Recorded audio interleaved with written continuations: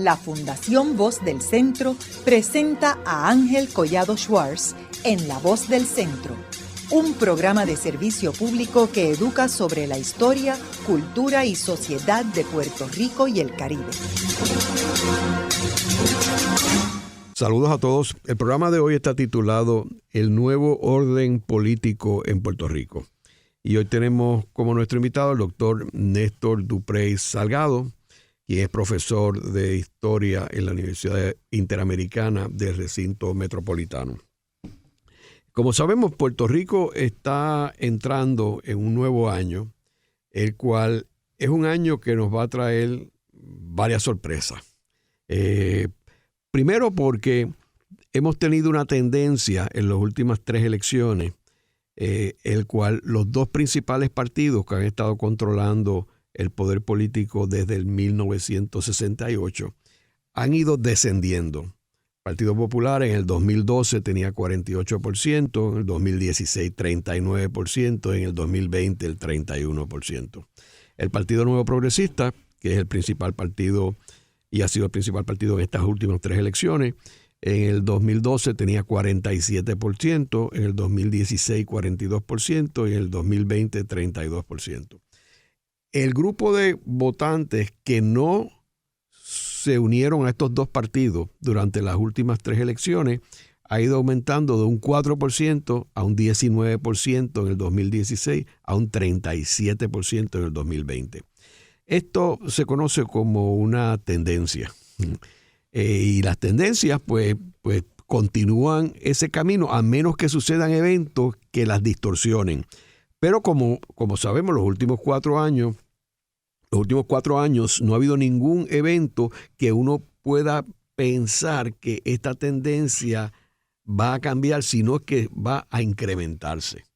En términos del crecimiento de los votantes que no están con los 2 principales partidos y el deterioro de estos 2 partidos principales.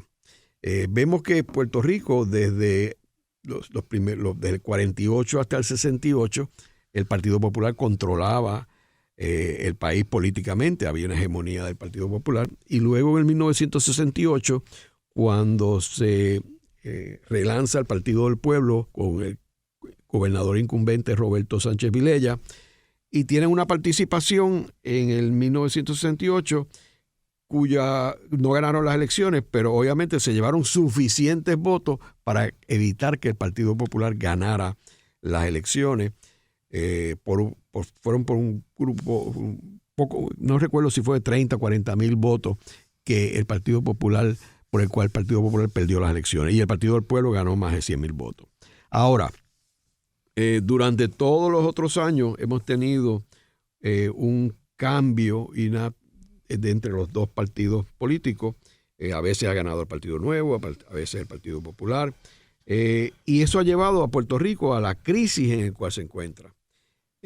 Así que estamos entrando en un año donde, al igual que a nivel mundial ha habido cambios en términos del orden mundial, en nuestro microcosmo de Puerto Rico estamos entrando en un proceso que debemos pensar que hay unos cambios más importantes en términos políticos que lo que ha habido en los últimos años, máximo cuando ahora vemos la cantidad de candidatos independientes que se han lanzado, que eso también es un indicio de que este orden político está en un momento de efervescencia y de unos cambios grandes. Néstor, háblanos un poco sobre tu visión en términos de estos cambios. Primero saludos, Ángel, a ti y a tus oyentes, que son tantos, de este espacio en Voz del Centro. Déjame primero aclarar, para evitarme chisme, que además de ser profesor en el Departamento de Historia, soy profesor en el Departamento de Ciencias Sociales y Ciencias Políticas, allí en el recinto Metro.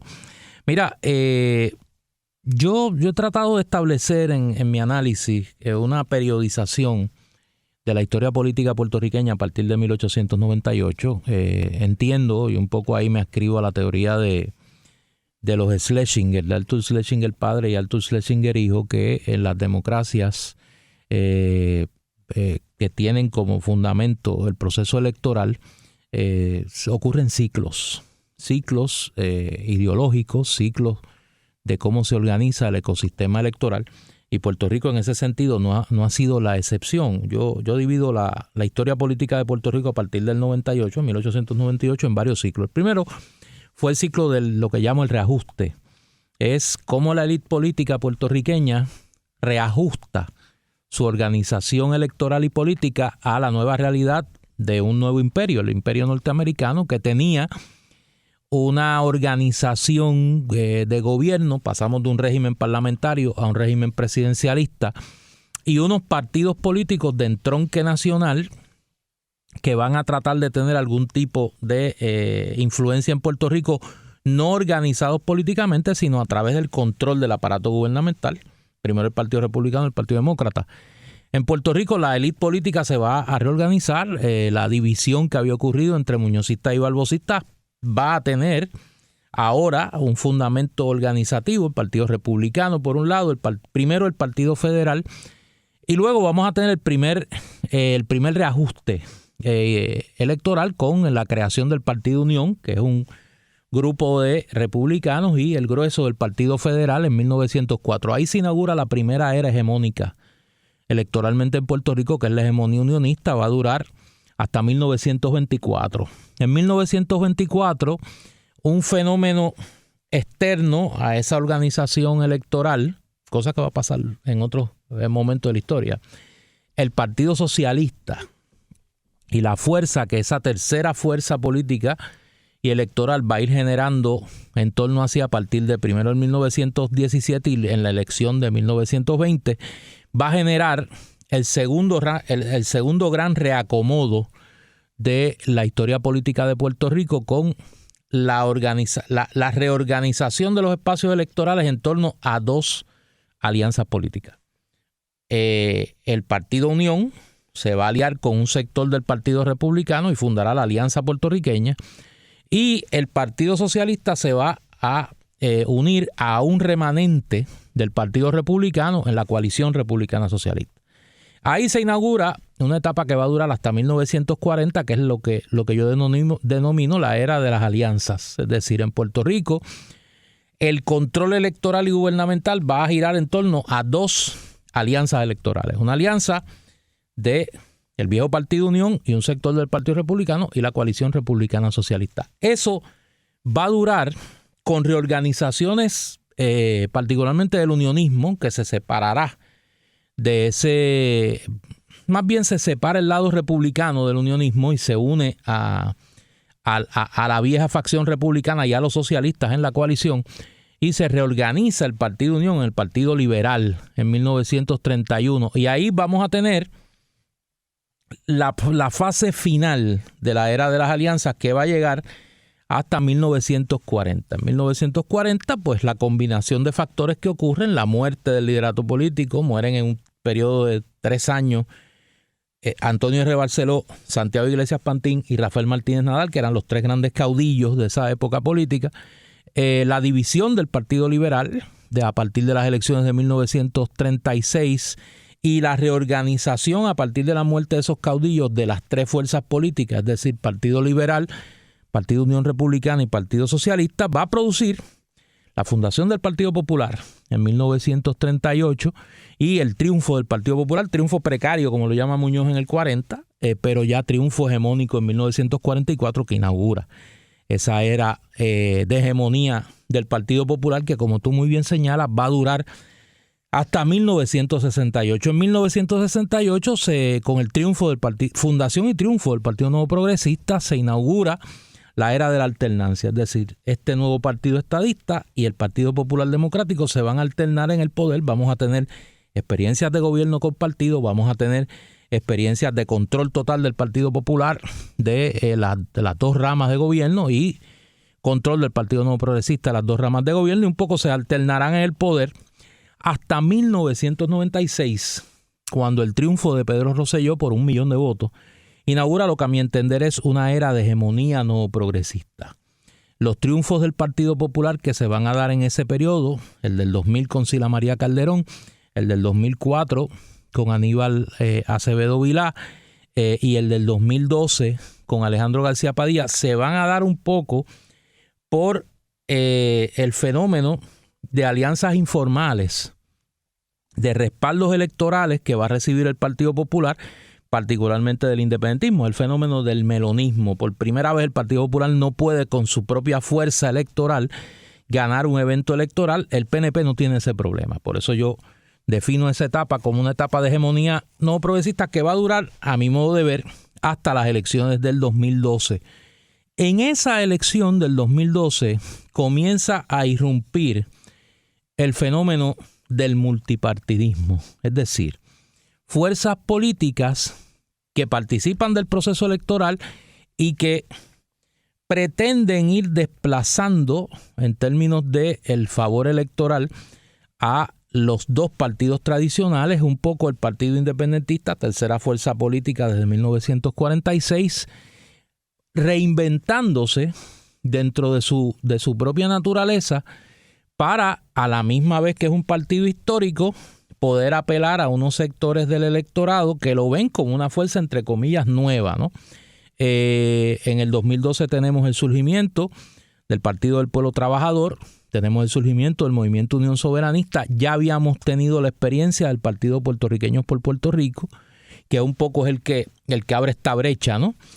Y vamos a ver en la elección del 2016 un segundo elemento en esa era del multipartidismo, que es el surgimiento de candidaturas independientes a la gobernación con fuerza más allá del doble dígito. Vemos la candidatura de Alexandra Lúgaro, vemos la candidatura de Manolo Sidre. Ese fenómeno hace ebullición en la elección del 2020. En la elección del 2020 ya tenemos 5 fuerzas políticas, 4 de ellas con fuerza electoral más allá del doble dígito. Tenemos al Partido Nuevo Progresista, al Partido Popular, pero tenemos también al Partido Independentista, que logra su resultado electoral en la candidatura a la gobernación más alto desde 1952, y un nuevo movimiento político, el Movimiento Victoria Ciudadana, que con la candidatura de Alexandra Lúgaro, que ahora en vez de correr independiente, aspira a la gobernación dentro de una estructura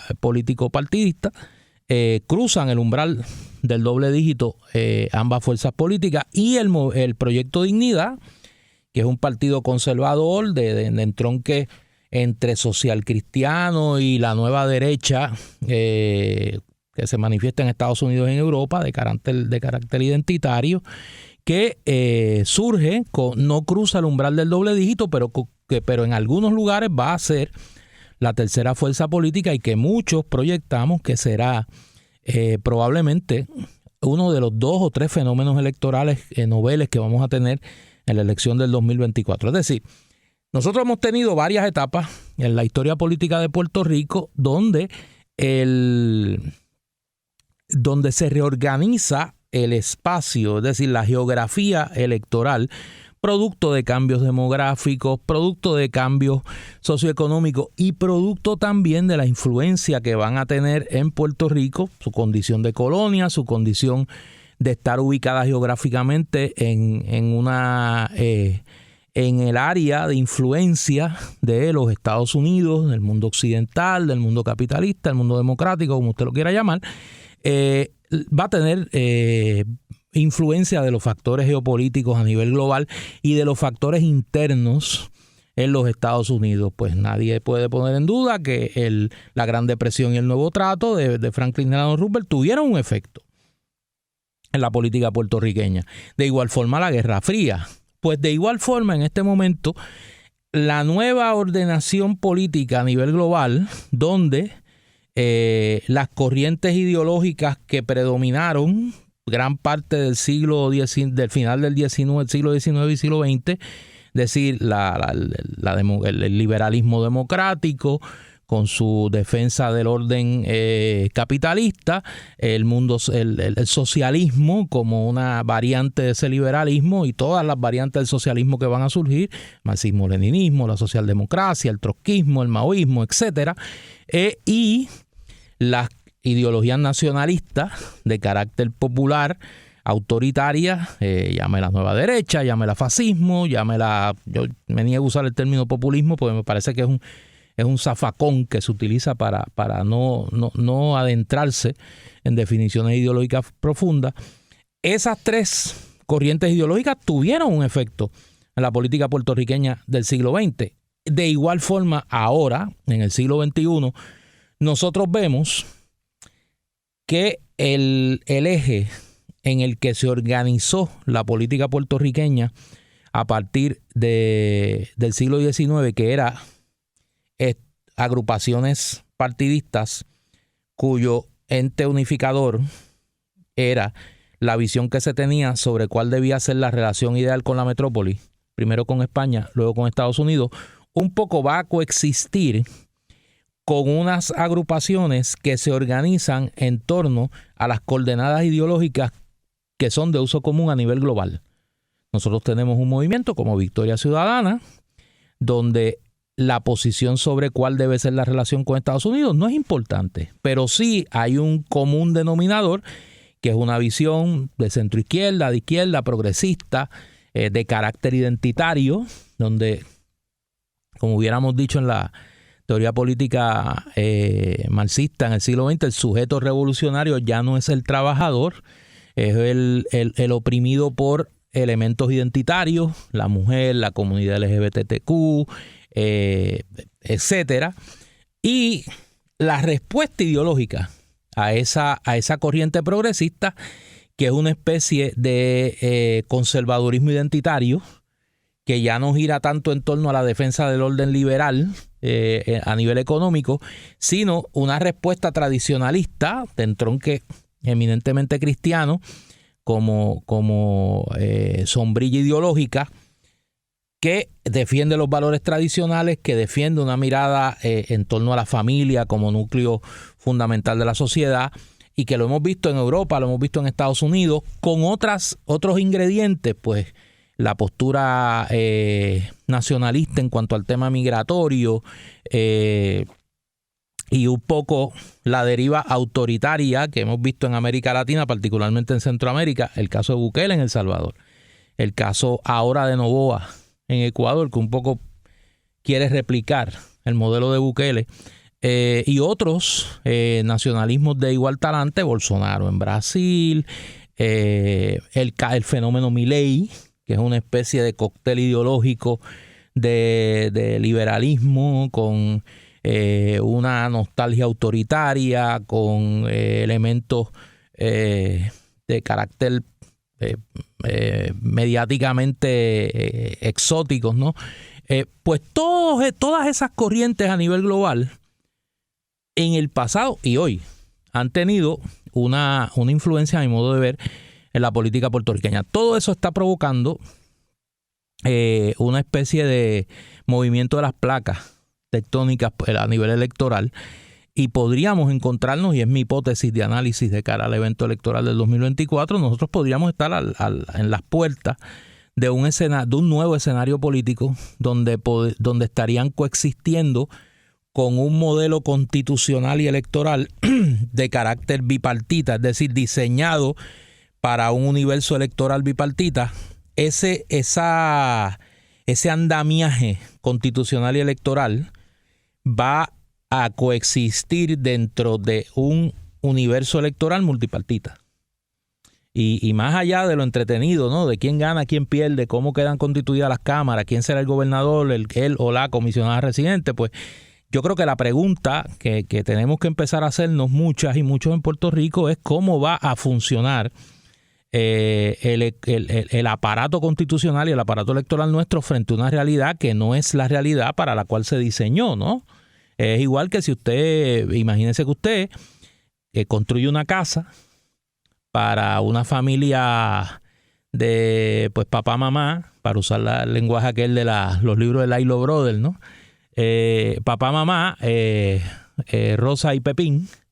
Y de momento, pues, papá, mamá, Rosa y Pepín, y por lo menos dos nenes más, y en vez de 2 perros son 4 perros. O sea, el ecosistema para el cual usted construyó una estructura, no lo ha desbordado. Y yo creo que el gran reto que vamos a tener es ese. Eso ha ocurrido en el pasado.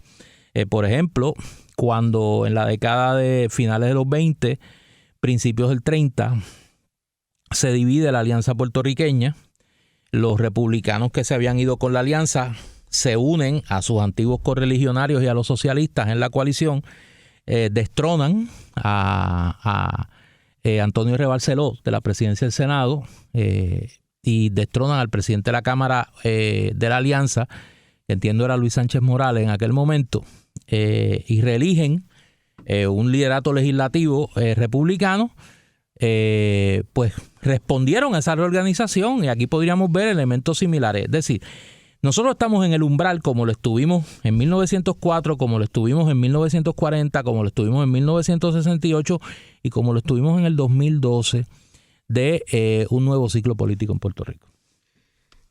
Néstor, fíjate, yo creo que uno de los puntos importantes es si todos estos movimientos que se están dando entre los partidos y la situación política son capaces de hacer un cambio en las esferas del poder político. Porque si tú bien, como hemos apuntado, o sea, las elecciones del 1968, que en realidad lanzan dos nuevos partidos en esas elecciones, que es el Partido del Pueblo y el Partido Nuevo Progresista, y terminan el Partido Nuevo Progresista ganando el poder del gobernador. Pero sin embargo, hubo otros intentos después, como en el 1984, cuando Hernán Padilla funda el Partido Renovación Puertorriqueña, y él era alcalde en aquel momento de San Juan, y era el candidato favorito para ganar las elecciones. Si él hubiera sido el candidato del PNP, no hay duda que hubiera ganado las elecciones versus Hernández Colón. Pero el factor de que Carlos Romero Barceló lo bloqueó y lo forzó a fundar un partido es lo que ocasiona de que Carlos Romero Barceló no salga electo y gana Rafael Hernández Colón en 1984. Ahora, es curioso que entonces no sucede nada hasta el 2008, cuando Rogelio Figueroa lanza Puertorriqueños con Puerto Rico. Exacto. Y eso fue bien novel porque, y de hecho desplazó al Partido Independentista como el tercer partido. Como la tercera fuerza política, correcto. Elecciones. Y de ahí que surge todo lo demás, y después surgen los otros, lo que tú hablabas de las candidaturas independientes, después lo del mismo MUS que surgió, lo del movimiento Victoria Ciudadana. Y entonces la gran pregunta es si en esta ocasión estamos como fue el caso en el 1968, que cambió el poder político del país, o sencillamente es otra evolución donde siguen los dos principales partidos descendiendo y esta nueva alianza logrando una posición en el tablero electoral. Yo creo que un elemento que tú traes a la ecuación, que es importante, me parece señalar, es que nosotros habíamos tenido durante gran parte del siglo XX el fenómeno, salvo el Partido Socialista y el Partido Acción Cristiana en 1960, de que las nuevas fuerzas políticas que emergían al escenario electoral eran producto de divisiones de partidos existentes. Pues el Partido Liberal primero el Partido Unionista es un producto de la división del Partido Republicano con el Partido Federal. El Partido Liberal pues es la división de la Alianza Puertorriqueña y los remanentes del viejo unionismo. El Partido Popular pues es prácticamente la reinvención del Partido Liberal para otra etiqueta electoral. E igual el Partido Independentista pues es una división del Partido Popular, y el Partido Nuevo Progresista es prácticamente una reinvención del Partido Estadista Republicano. Y los elementos que habíamos tenido de participación electoral en ese periodo, que no eran producto de divisiones, y claro, el fenómeno del Partido del Pueblo en 1968, pues los fenómenos que habíamos tenido que no eran producto de divisiones, el Partido Socialista es el único que tiene una larga duración, el Partido Acción Cristiana fue a dos elecciones y ya, el Partido Socialista Puertorriqueño en su segunda encarnación marxista-leninista en los 70, pues fue a dos elecciones, 76 y 1980, no fueron alternativas duraderas. Aquí tenemos por primera vez dos fuerzas políticas que no son producto de una división de los partidos existentes. Victoria Ciudadana no es producto de una división electoral, ni Proyecto de Dignidad tampoco, que parecerían proyectarse a un segundo ciclo electoral con posibilidad de o replicar o aumentar la fuerza electoral que presentaron en su primera participación. Claro, en el caso de Victoria Ciudadana, con un elemento novel, que es la alianza con el Partido Independentista Puertorriqueño, y hay que ver cómo esa combinación electoral se proyecta. Así que el que no sean producto de divisiones es un elemento interesante que habrá que ver cómo se proyecta. Haremos una breve pausa, pero antes los invitamos a adquirir el libro Voces de la Cultura, con 25 entrevistas transmitidas en La Voz del Centro. Procúrelo en su librería favorita o en nuestro portal.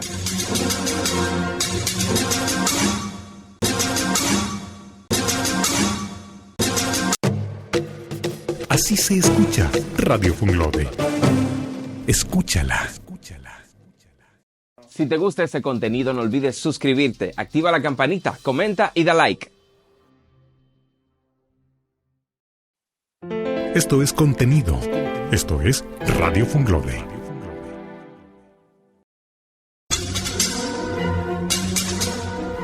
Continuamos con la parte final de La Voz del Centro con Ángel Collado Schwartz. Pueden enviarnos sus comentarios a través de nuestro portal www.vozdelcentro.org. Continuamos con el programa de hoy titulado El nuevo orden político en Puerto Rico. Hoy con nuestro invitado, el doctor Néstor Duprey Salgado, profesor de la Universidad Interamericana del Recinto Metropolitano. En el segmento anterior estuvimos hablando, trayendo un poco de trasfondo histórico desde el 1898 y cómo los partidos políticos se han evolucionado en Puerto Rico y los distintos cambios, y vemos cómo el 1968 fue un año neurálgico en términos de que fue cuando se eliminó la hegemonía del Partido Popular, y entonces empieza todo el ciclo del bipartidismo y el rotarse el poder entre los dos principales partidos, y lo que nos lleva al presente. Ahora, Néstor, tú tocaste este tema en el segmento anterior, que aquí hay unos elementos bien importantes. Primero, de que lo que se está planteando ahora no vienen de divisiones del partido. Yo creo que eso es un punto bien importante. Y segundo, que hay unos elementos filosóficos que ha cambiado un poco todo esto. Por ejemplo, no hemos hablado del proyecto Dignidad, que fue una gran sorpresa. O sea, nadie, ningún analista, ninguna encuesta, nadie pronosticó el desarrollo de este movimiento en estas elecciones y que haya elegido miembros a la legislatura, porque se planteaba como un partido religioso, pero que yo creo que es más profundo que eso. Sí, mucho más profundo.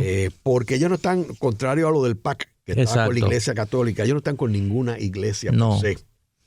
Y es interesante el logro que ellos han tenido, y que si bien se habla de que hubo un desprendimiento del Partido Nuevo Progresista, no podemos concluir que es exclusivo del Partido Nuevo Progresista. No, yo creo que no. Porque viene también del Partido Popular, de la ala conservadora. Y de hecho, ese es uno de los grandes problemas que tiene el Partido Popular, porque se ha desprendido un grupo grupo conservador, y el grupo progresista del Partido Popular se ha ido obviamente al movimiento, etcétera. Pues no, y qué bueno que lo traes, porque es un producto de esta reorganización del espacio electoral puertorriqueño en torno a las coordenadas ideológicas globalmente dominantes, ¿no? Y en ese sentido vamos a ver el fenómeno de cómo en los partidos que estaban organizados en función de su mirada particular al tema del estatus, para ponerlo en a mí no me gusta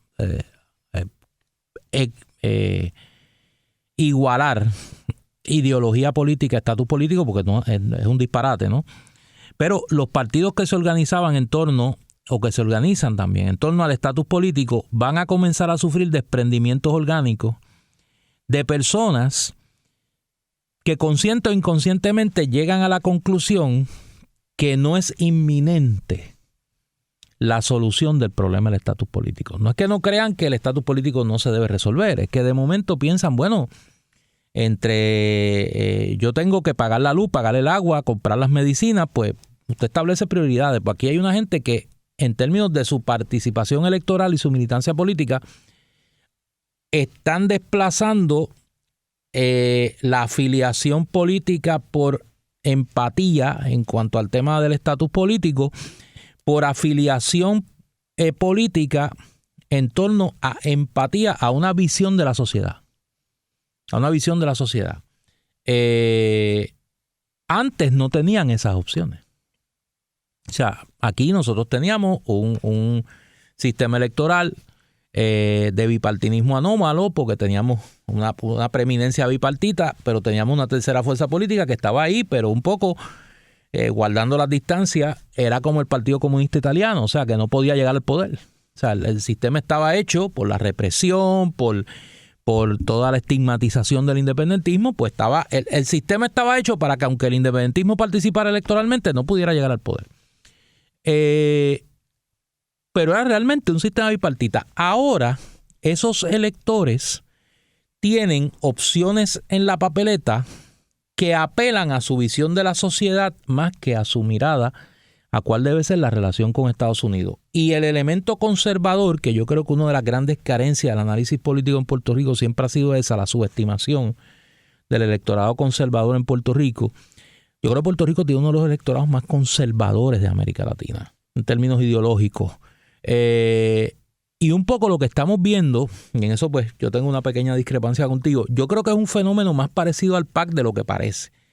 Aunque el PAC, en su primera participación electoral, era un partido construido por la Iglesia Católica. Se inscribió, se organizó la parroquia del Sagrado Corazón, o sea, las firmas para la inscripción que luego se descubrió fueron fraudulentas, se recogieron en las iglesias, a la salida de las iglesias los domingos. Es decir, era un partido promovido por la jerarquía de la Iglesia Católica.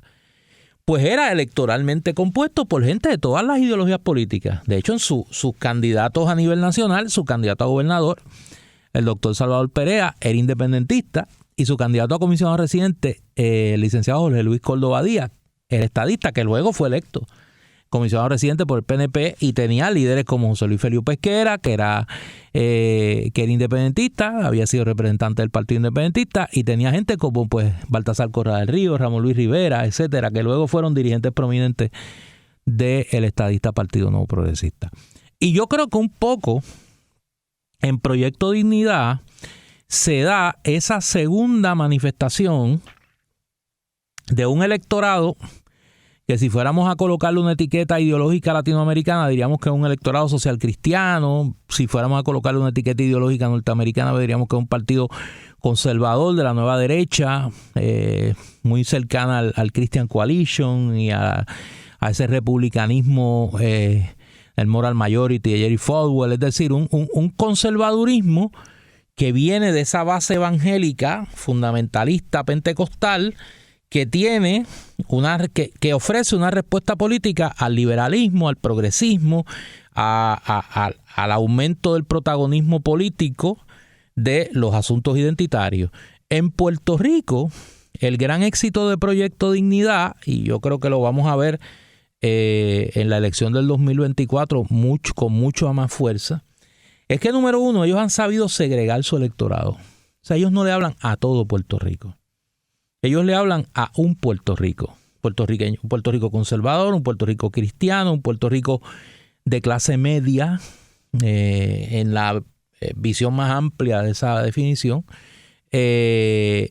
a través de sus medios. Fíjate que una de las características que para mí parecen más novedosas de Proyecto Dignidad es que Proyecto Dignidad no tiene prácticamente presencia en los medios tradicionales, pero tiene mucha presencia en los medios a los que apelan a ese electorado de entronque cristiano, de entronque preeminentemente evangélico, pero no deja de ser protagónico el sector católico en ese partido. Por ejemplo, quien todos reconocen que es la figura más electoralmente atractiva de ese movimiento, que es la senadora Joan Rodríguez Bebe, es católica. Y no es católica cultural, es una católica militante, ha sido dirigente laica de la Iglesia Católica por muchos años, y por eso no es casualidad que uno de los distritos donde Proyecto Dignidad tiene mayor respaldo electoral es el distrito de Arecibo. ¿Por qué? Porque en el distrito de Arecibo se conjugan dos factores. Es un distrito donde tiene, como en otros distritos, el distrito de Carolina, el distrito de Humacao, una presencia fuerte del pentecostalismo fundamentalista y de las iglesias evangélicas históricas de Puerto Rico. Pero en segundo lugar coincide con una presencia de la Iglesia Católica militante, no solo numéricamente y culturalmente mayoritaria, sino militante. Y yo creo que esos son elementos que a la hora de uno analizar tiene que colocarlo claro. Como son elementos que no son de uso tradicional en el análisis político, pues a la gente se le escapa, ¿no? Por ejemplo, yo he visto que Proyecto Dignidad, de todas las fuerzas políticas, quien está haciendo las actividades más multitudinarias en este momento, y uso liberalmente el término multitudinario, es Proyecto Dignidad.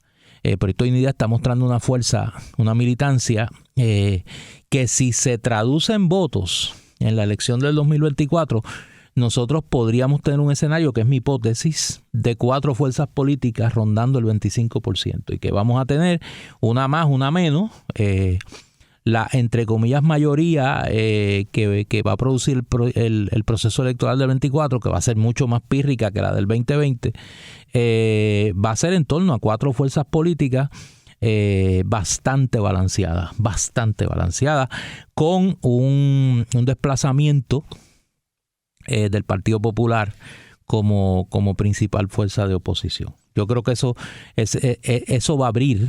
Si tú me preguntaras a mí cuáles son las hipótesis de cara al nuevo ciclo político, yo creo que el ciclo político que se avecina va a ser un ciclo definido por fuerzas electorales balanceadas, donde vamos a tener unas, entre comillas, mayorías, por lo menos mientras no se cambie la ley electoral, que no van a sobrepasar el 30%. O sea, y vas a tener unas fuerzas de oposición girando en torno al 25%, un poco más, un poco menos, donde ya el Partido Popular va a ser desplazado como principal fuerza de oposición, y eso pues obviamente va a traer de cara a la próxima elección, la del 2028, un realineamiento mayor.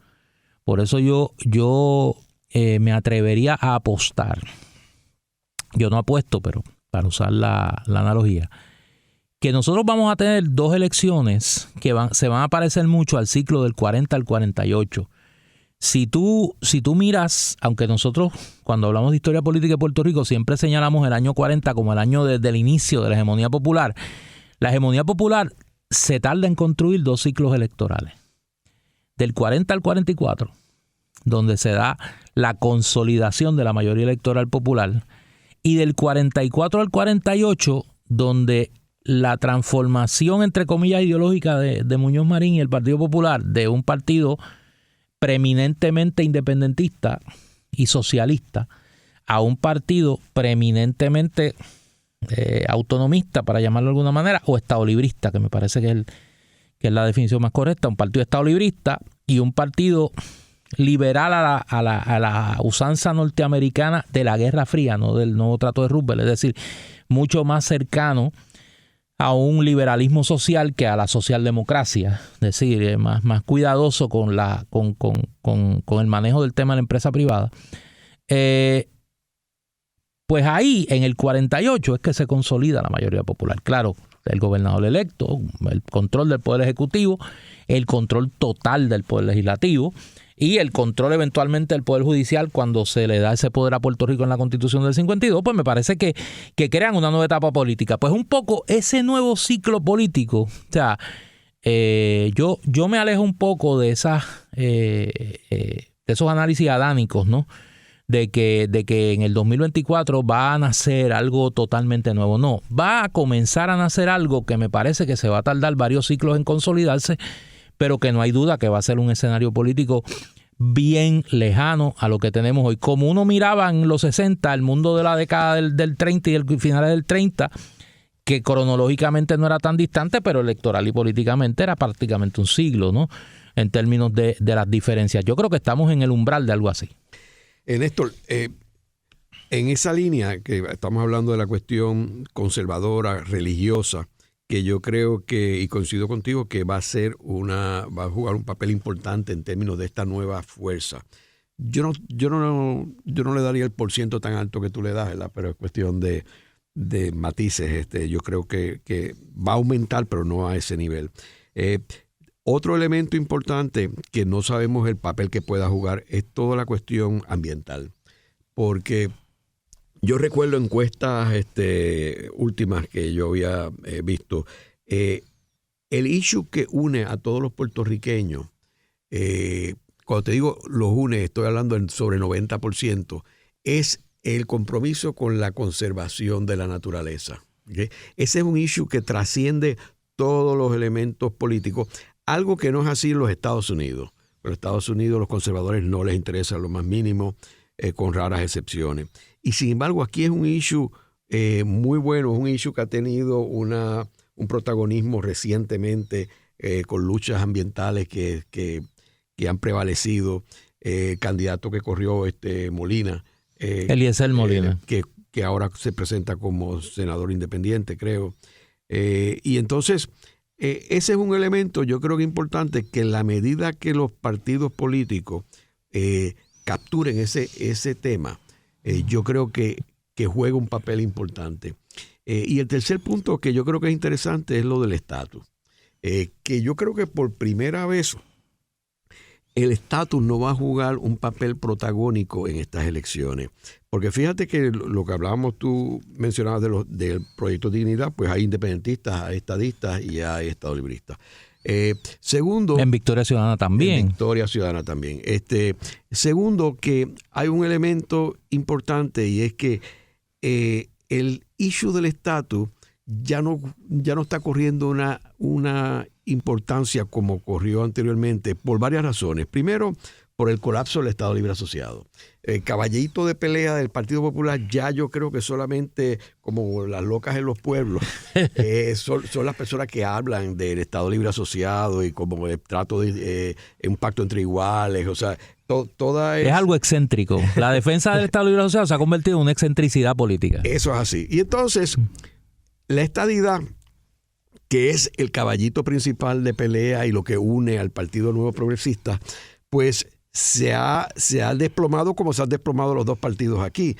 O sea, yo creo que, si bien es cierto, otra vez como los locas en los pueblos, tú sabes, hablando que la estadidad que viene el próximo cuatrenio, yo creo que ese cuento ya nadie se lo cree, porque se ha prometido tantas veces, y además que no hay ningún indicio de Estados Unidos de que hay alguna receptividad para el clamor de la estadidad y los resultados de los plebiscitos. Ha sido ignorado, y no solamente ha sido ignorado, ha sido desplazado por los dos portavoces en el Senado de la mayoría y la minoría, de que no van ni siquiera a evaluar el asunto.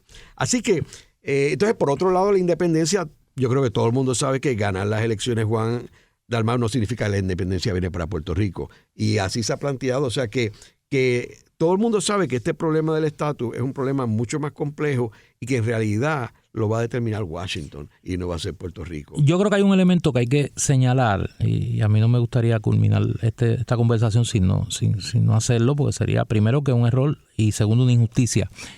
Yo creo que cuando miremos este ciclo y miremos lo que ha ocurrido en Puerto Rico en la tercera parte, la última tercera parte del siglo XX y lo que vamos del XXI, hay que reconocer el valor y la importancia histórica de el fenómeno Rogelio Figueroa y el fenómeno puertorriqueños por Puerto Rico. ¿Por qué? Porque aunque el experimento de Rogelio no tuvo éxito en términos electorales, sí tuvo éxitos en términos de influencia, y un poco se parece a lo que ha ocurrido con los terceros partidos en Estados Unidos. Los terceros partidos en Estados Unidos no tienen éxito electoral, pero influyen. O sea, no hubiese habido nuevo trato sin el crecimiento del Partido Socialista estadounidense en las décadas del 20 y del 30.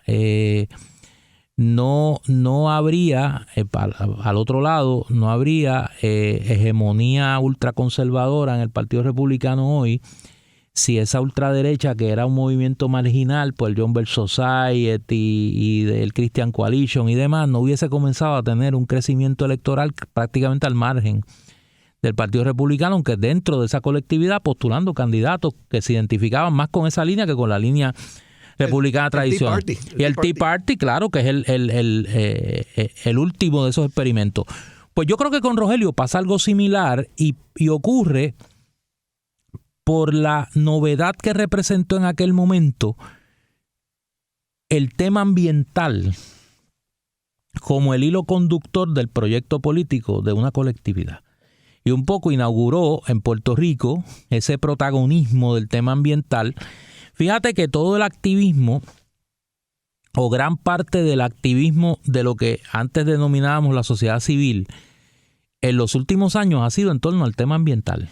También en torno a los temas identitarios. O sea, esos dos temas que son los que definen la progresía puertorriqueña, ya no es el tema laboral, o sea, ya no es el movimiento obrero, ya no es el movimiento estudiantil. O sea, ya tenemos a unas personas jóvenes, mujeres, miembros de la comunidad LGBTQ, donde además de sus temas identitarios, el tema ambiental se convierte en la nueva sombrilla ideológica. La ecología, más que el ambientalismo, la ecología, una visión de la sociedad en torno al desarrollo sostenible, la protección de los recursos naturales y un poco la fiducia colectiva que representa el proteger la tierra y todos sus elementos para las futuras generaciones. Y en ese sentido, a mí me parece que entre esos factores que hemos conversado, el tema ambiental, el tema identitario y la visión de sociedad van a ser los elementos en torno a los cuales se va a reorganizar la política puertorriqueña, con un elemento adicional que me parece que no se debe dejar fuera de la ecuación, y más hablando con su señoría. Yo creo que lo que ocurre en Estados Unidos, en términos de la salida de la profunda crisis política que vive Estados Unidos en este momento, que yo creo que es la más seria desde la guerra civil, va a tener, no hay duda, un efecto en Puerto Rico. Y yo creo que, y en eso pues le hacemos homenaje a nuestro común maestro Juan Manuel García Pasalacua, yo creo que nunca ha sido más evidente que el cambio en la relación entre Puerto Rico y Estados Unidos se va a producir cuando el imperio quiera. Yo creo que la falta de tracción política en Puerto Rico para producir un cambio en la mirada estadounidense sobre su relación con Puerto Rico, junto con el reajuste electoral, social y político que se va a producir en Estados Unidos, me parece a mí, de cara al saldo de la elección del 2024, que ocurra con Trump y demás, yo creo que va a terminar produciendo, igual que la depresión y la emergencia del nuevo trato como elemento ideológico, yo creo que va a producir algo en Puerto Rico.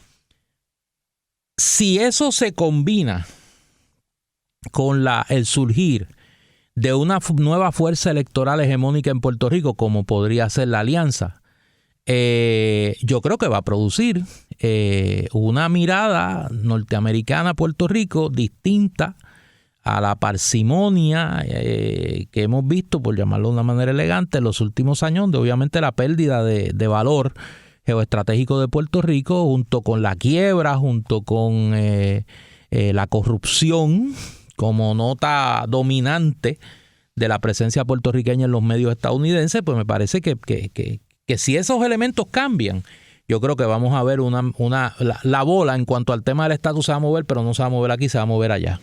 Yo coincido contigo, Néstor. O sea, en términos de Estados Unidos, hay dos escenarios. O sea, si ganara Donald Trump, pues la situación de Puerto Rico se complica grandemente. Y en realidad, como este hombre es impredecible, tú no sabes hacia dónde puede ir esa definitivo. Bola. Si gana Biden, pues más bien dependerá de Puerto Rico. Exacto. Y ahí, pues, yo creo que basado en el historial, tanto el Partido Nuevo como el Partido Popular, lo de ellos es buscar más fondos federales, más tipo de mantengo de los Estados Unidos. En caso que surgiera la alianza, hay una posibilidad de abrir la discusión en términos de buscar una forma para poder resolver esta situación del estatus de Puerto Rico. Totalmente de acuerdo. Creo que un elemento importante que no hemos hablado, que puede definir este % que sacarían la alianza o el Partido Nuevo o el Partido Popular, es la inscripción de nuevos votantes. Definitivamente. Porque en la medida que tú logres movilizar a esta gente joven y que incorporarlo al proceso electoral, va a cambiar el escenario político, porque esa gente se van a ir a uno de estos movimientos. Y uno debe pensar que una nueva fuerza tiene más oportunidad que los partidos tradicionales. Y toda la data que uno recibe de lo que está ocurriendo en las juntas de inscripción permanente apunta en esa dirección, que hay un aumento en la inscripción de nuevos electores, particularmente electores jóvenes. En el programa de hoy hemos discutido el nuevo orden político en Puerto Rico en el 2024. Vemos cómo esto va a marcar un punto importantísimo en términos del desarrollo de Puerto Rico como país para el resto del siglo XXI. Gracias, Néstor. Gracias a ti, Ángel. Esta ha sido una producción como servicio público de la Fundación Voz del Centro. Los invitamos a sintonizarnos la próxima semana a la misma hora. Y recuerden que pueden adquirir el libro Voces de la Cultura en su librería favorita o en nuestro portal.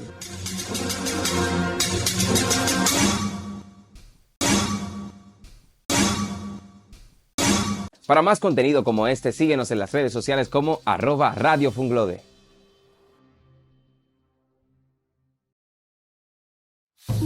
La cultura, el conocimiento.